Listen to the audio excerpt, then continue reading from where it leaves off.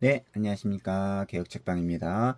오늘은 예배 수업 7번째 시간입니다. 찬송에 관한 것이고요. 새 노래가 흘러넘치는 예배. 함께 근거 구절을 읽도록 하겠는데요. 출애굽기 15장 1절로 5절, 고린도전서 14장 26절입니다.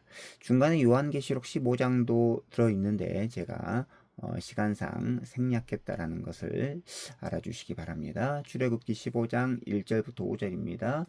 이때에 모세와 이스라엘 자손이 이 노래로 여호와께 노래하니 일렀으되 내가 여호와를 찬송하리니 그는 높고 영화로우시며 날과 그 탄자를 바다에 던지셨음이로다.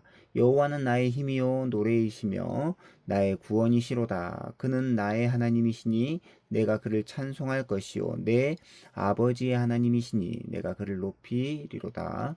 여호와는 용사시니 여호와는 그의 이름이시로다. 그가 바로의 병거와 그의 군대를 바다에 던지시니 최고의 지휘관들이 홍해에 잠겼고 깊은 물이 그들을 덮으니 그들이 돌처럼 깊음 속에 가라앉았도다. 고린도전서 14장 26절입니다. 그런즉 형제들아 어찌할까 너희가 모일 때에 각각 찬송시도 있으며 가르치는 말씀도 있으며 계시도 있으며 방언도 있으며 통역함도 있나니 모든 것을 덕을 세우기 위하여 하라.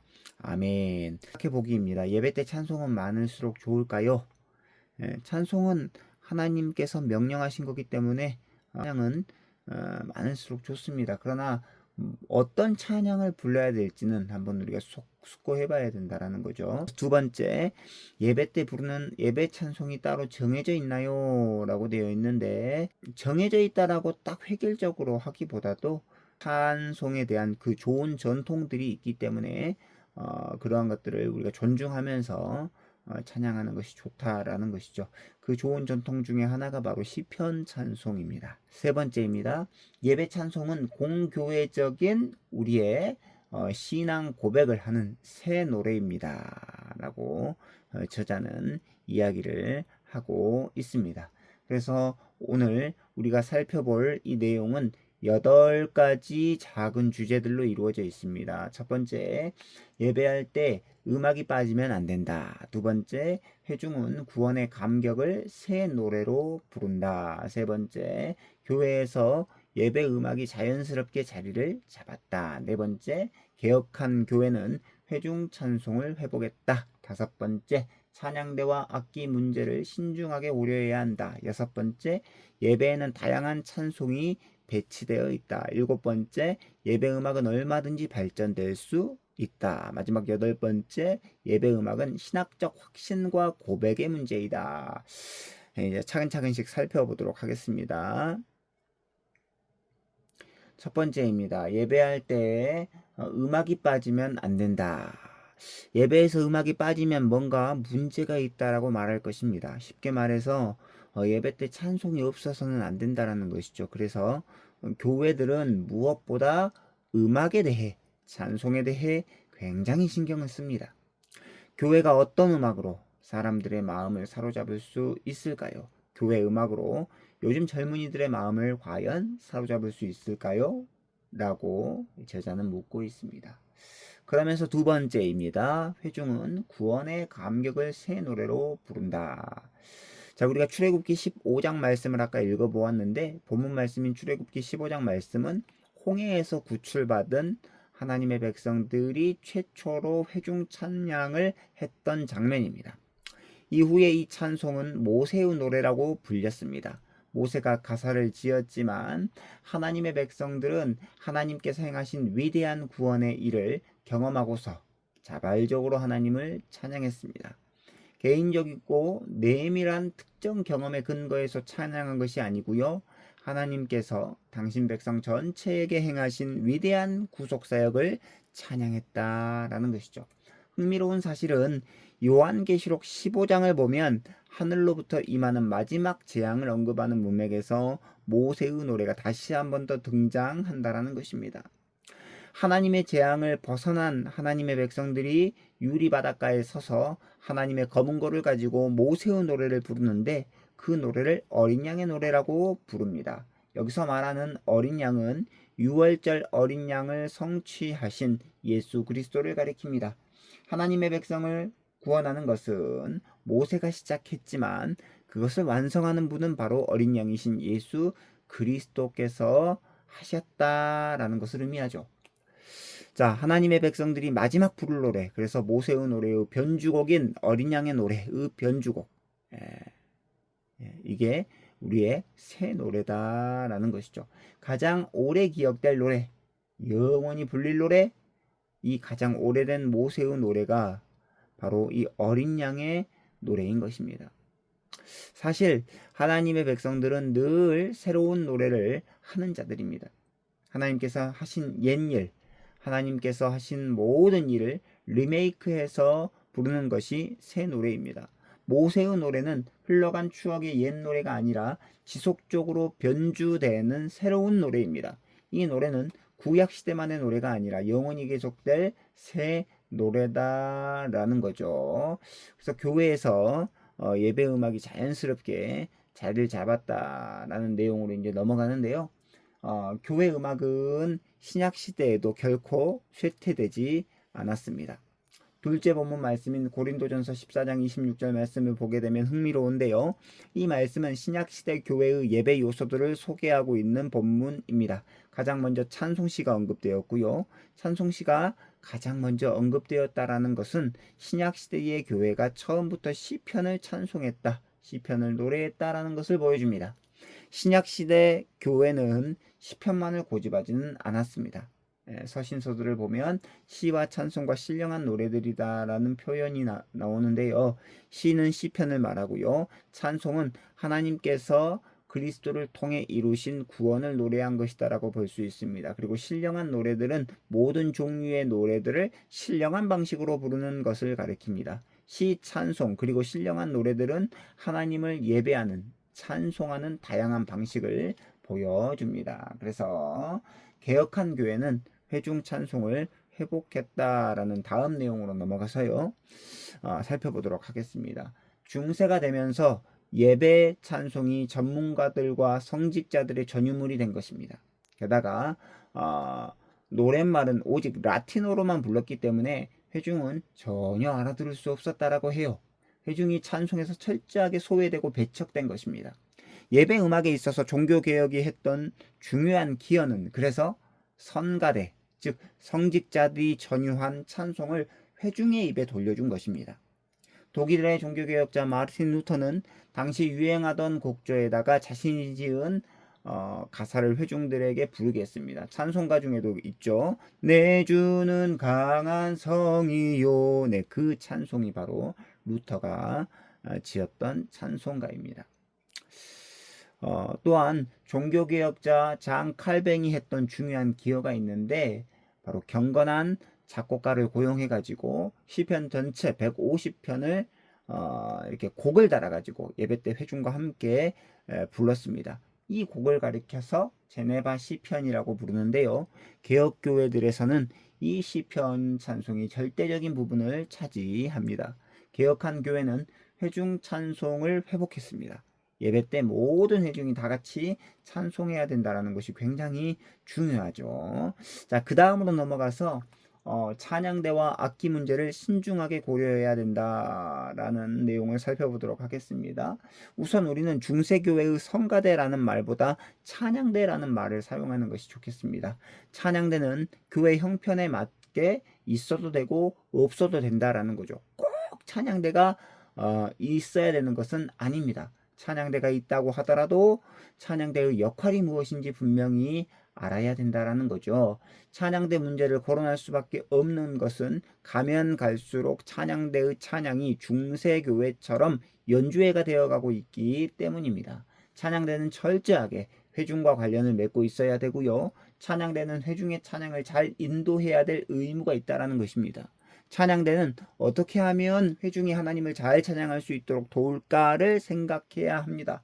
그저 찬양대의 멋들어진 찬양을 회중이 듣고 감상하는 것으로 끝나버려서는 안 된다라는 거죠. 찬양대는 회중의 찬양을 대신해주는 사람들이 아닙니다. 회중이 구경하라고 찬양하는 것도 아닙니다. 찬양대는 회중과 함께 찬양해야 되고요. 찬양대와 회중은 예배 때 따로 놀면 안 되겠지요. 자, 예배 음악과 관련된 또 하나의 문제가 바로 악기인데요. 예배 때 어떤 악기를 사용해야 되는 것이 좋을까요? 대부분 교회에서는 오르간이 예배 악기로 자리를 잡았습니다. 오르간이 예배 음악에 가장 적합하다라는 생각을 전통적인 사고방식으로만 치부할 수는 없습니다. 자, 그러다가 어느 순간부터 피아노로 바뀌게 돼요. 문제는 여기에 그치지 않습니다. 이제는 수많은 전자악기들이 교회에 들어왔습니다. 이런 악기들을 예배 때 사용해도 되느냐? 오르간, 피아노, 드럼, 일렉기타 뭐 이러한 악기들이 시대를 거쳐서 계속해서 이렇게 들어왔는데 어떤 악기는 되고 어떤 악기는 안 된다라는 그런 논란들이 늘 있어 왔습니다. 특별히 시편 마지막 편인 150편을 보면 하나님을 찬양하기 위해 다양한 악기들이 동원되는 것을 볼 수 있는데요.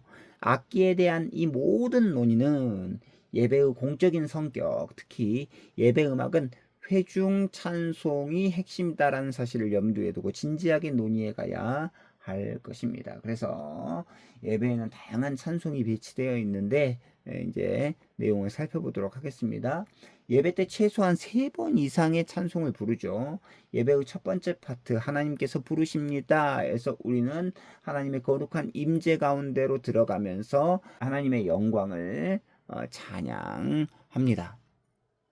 이때 찬송은 찬송가 앞부분에 배치된 경배와 찬양 위주의 곡을 선택하는 것이 좋겠죠. 두 번째 용서의 파트인 하나님께서 용서하십니다에서 우리는 두 번째 찬송을 부를 수 있습니다. 죄를 고백하고 용서의 말씀이 선포된 후에는 예수 그리스도께서 구속하신 은덕을 찬송하는 것이 좋겠습니다. 예배의 세 번째 파트인 하나님께서 말씀하십니다에서 말씀의 선포 이후에 우리는 그 말씀에 대한 반응으로 감사하면서 찬송을 하죠. 이때 찬송은 설교 내용과 딱 맞아 떨어지는 찬송이 되면 참 좋겠습니다. 예배의 마지막 파트인 하나님께서 보내십니다에서 보통은 주기도문송을 단골 메뉴로 부르는 교회들이 참으로 많이 있는데 꼭 그렇게 할 필요는 없고 세상으로 나아가는, 세상으로 진군하는 진군가를 불러도 된다라고 저자는 이야기를 하고 있습니다.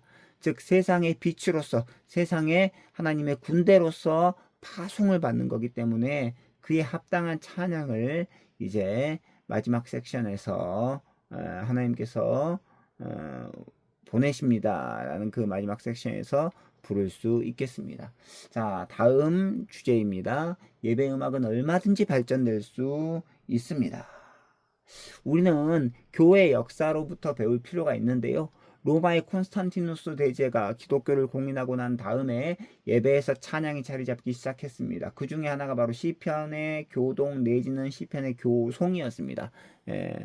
이렇게 주고받는다는 거죠.